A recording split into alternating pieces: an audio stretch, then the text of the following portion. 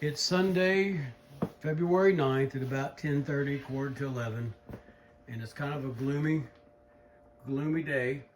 So I'm in the honey building just trying to get stuff ready. This morning I'm going to be getting some cut comb frames ready. So cut comb can kind of be an art, and it can kind of be frustrating because if you don't have two good things, you're not going to produce a quality cut comb product. You need good strong colonies, and you also need a good flow. If you don't have either, you're not going to really produce comb. I do things a little different. I don't put full boxes of comb honey on any colony unless it might be a massive swarm. I only put one or two cut comb frames in each colony that I think is strong enough to do it. But if you do it the correct way, you can have beautiful cut comb honey. You want the cappings to be free of travel stains or as much as possible. And you want to be able to have them drawn out fast so you can pull it out. If you wait until about July or so to pull your cut comb frames out, it might be cut comb, but it's not going to be pretty. Cut comb is about presentation and about looking pretty. Now, I actually was working on this wine cooler yesterday, and I actually found all these in the bottom shelf.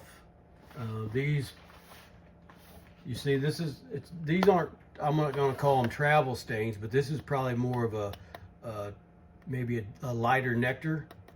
But you can see there is a difference between this one and these here. I do think the pearly white cappings, or close to pearly white cappings, look the best. Here's some that there are a little darker. There's still nothing wrong with them, but you know, you see there's a couple cells here that aren't capped. A couple here. It just doesn't look as pretty. It's about pretty and presentation. I can't stress that enough. Last year, I had and be careful with people. Last year, I had a person reach out to me on Facebook and wanted to buy some cut comb honey. And we were texting back and forth, and something just didn't seem right. I told him, well, I have 2x4 containers, which these are 2x4 containers. These are 4x4s. And he said, well, he didn't want 2x4 containers. He wanted 4x4s. And I said, okay, well, I have some. How many do you need? And he said 4. Well, generally speaking, most people don't want to buy 4. I mean, we sell these in between $22 and $24 a piece. Most people don't want to spend $90 on comb honey. So that was a little bit of a flag. And then I asked him, what do you need them for? And he said, well, he was going to give them away. What, you can't give 2x4s away? You only want to give 4x4s away? I knew what he was doing. This guy wanted to buy my comb and then put it in a contest. So I come home from work. I pulled some of my cut comb out, and the ones that weren't perfect but close, what I simply did is that I cut a little corner off all 4 corners. Wouldn't make a difference to selling it to people, but it makes a difference in showing it in competition. I sent him 4 combs that had about probably a 1/2 inch by 1/2 inch corner off of them, and all of a sudden he backed out. He didn't want them anymore. So what I do now is, if I sell 4x4s at a farmer's market, I only sell my flawed ones. I usually just try to sell the 2x4s because the most competition I've ever seen, they're 4x4s. So just keep that in the back of your skulls. There are a lot of people that might want to be dishonest. So we're going to walk in here, and what I use for my comb foundation is a thin surplus. This is some of the thin surplus foundation I have. These are actually shallows, but I run a medium frame, and I'll tell you why. A lot of my research and what I give credit to is Michael Palmer. Michael Palmer's got a great video out there on comb foundation. He talks about don't put your foundation, don't cut it tight from the top bar to the bottom bar, because the bees are going to hang on it and they're going to stretch it. And what happens is, to show it, you don't want, if they stretch it, it's going to have like a bow in it, or it's going to have a ripple in it. Well, you don't want that. So what I do is, I just by dumb luck, I found out that shallow then surplus on a medium bar is about 3/8 of an inch short. Works great. So what I do is just that. I use shallow. So let me see if I can do my little stick. Yeah, I stuck at this.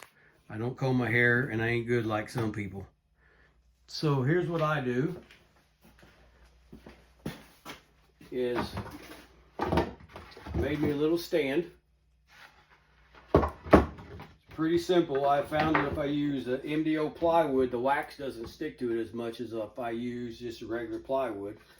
I do use a wedge bar. I cut the wedge off of it, and I use that for kindling in my stove. I put my spacer here, and all that is to have the wedge and this the same height. That way my foundation doesn't fall downhill. You want your foundation to be level, because whatever you give your bees is how they're going to do it. If it's all twisted, they're going to draw it out twisted. If it's straight, they're going to draw it straight. Now they will fix a little bit of it, but it's going to have to be close. Now every now and then I will find a piece that doesn't hang, what I'm going to say, plumb. And then you could really just put a bobby pin in these holes, and that will keep it straight. And then when you cut your comb, I just leave them hang out maybe 1/8 of an inch or less, so I can get some side cut pliers on them, and I can pull them out. And nobody will ever be the wiser. So, got my jig set up. I use the Dant. Well, it ain't really the Dant, but it's from Apiguard. So this one here is dried up a little bit because I was in there the other room. So I'll leave it in this wax to loosen the wax back up. Sometimes it takes a while to do. You don't want to force it, because what happens is you'll rip that plunger right off that syringe. And of course it ain't going to work fine. So let's just do it like this for a minute.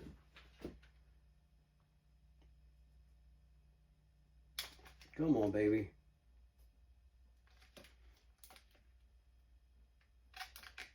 Let me see here. All right, I'm back. My plunger was stuck. Instead of having you guys just wait, I just used my heat gun to loosen up the gasket. So usually I lay it in here a little bit until it falls in there. But I'll take my thin surplus. I'll have it ready. What I do is I just put a little bit of wax in the syringe, and I use it like a caulking gun.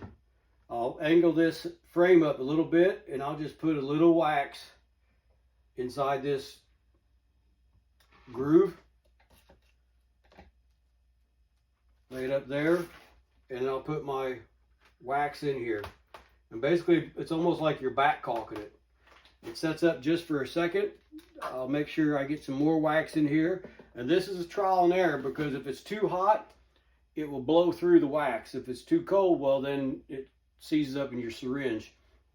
Don't expect every piece to look perfect as far as your caulking with wax. Sometimes you'll do it and it will just gush out. Bees are going to move it. It's not a big deal. So then I'll come in here and put another layer of wax in here. See, it's getting a little heavy, but that's fine. and then you're done. So what I do on this is I try to pull it out a little bit to try to get all the wax out. I'll let it dry.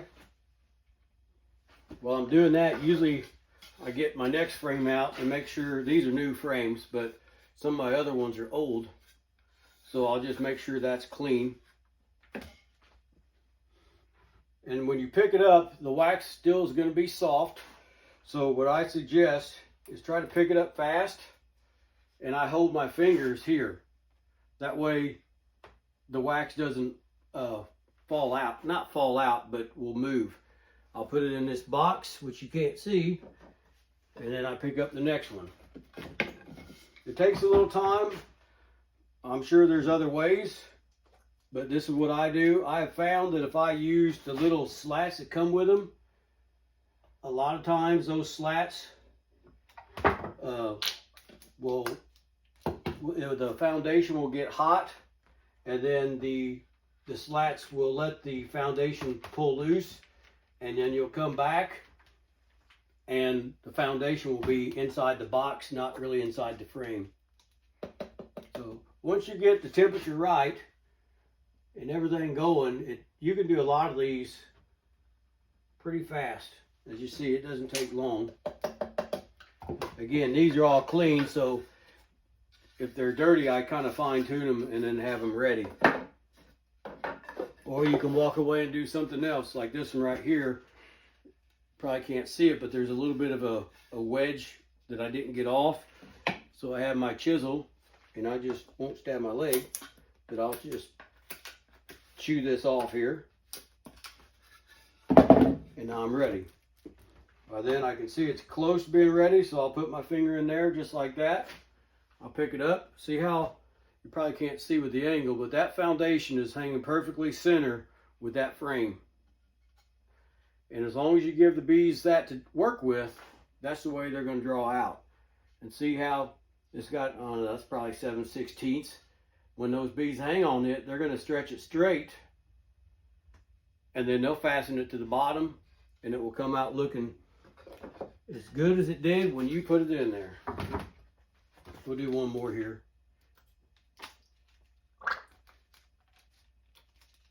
I'm just trying to make sure my wax doesn't dry up my syringe. Put that in there.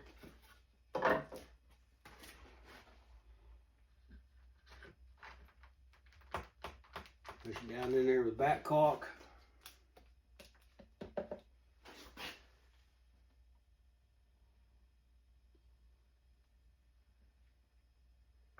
Done. Like I said, once it dries, I can pick it up and rotate it and put it on the other side. Just depends on what you want to do. I found this usually works fine. I don't need to do anything else. There are a couple times I do put the bobby pins in there to hold it straight, but that's it. What I also do on my, let me grab one, frames. If I put a frame, this is pretty well new, but if I put a frame in a box last year, and if the bees don't draw it out, a lot of times they'll pick this wax off here. And if there's no wax on it, the bees are not going to work with it. So what I do then, let me move this here so I don't, well, it'll be all right. So I'll pick this up gently, straight, put in the box. I'll move my workpiece here. And I have this. Uh-oh, almost fell off. Just a little cheap roller. You don't need a lot of wax. And I use this design that's got this little offset. Now I do have the bigger ones for my deep frames, but I'm not like going for a race here. And basically you just roll it on. Now this is the first time I used it today, so there's a little bit of dried wax in there. Roll it over. Some people might say you're putting too much, but if the bees don't want it, they're going to move it. But I'd rather have a little bit extra than not enough. And there you go. Pretty simple. You can get a lot of these done. And you see here, this is my leftover wax. I use my wax melter to put it in this size, and then I just take my chisel and my hammer and chunk it off whenever I need it. Well, hope everybody has a great Sunday. I have no idea who's playing in the Super Bowl. I don't care. Have a great day.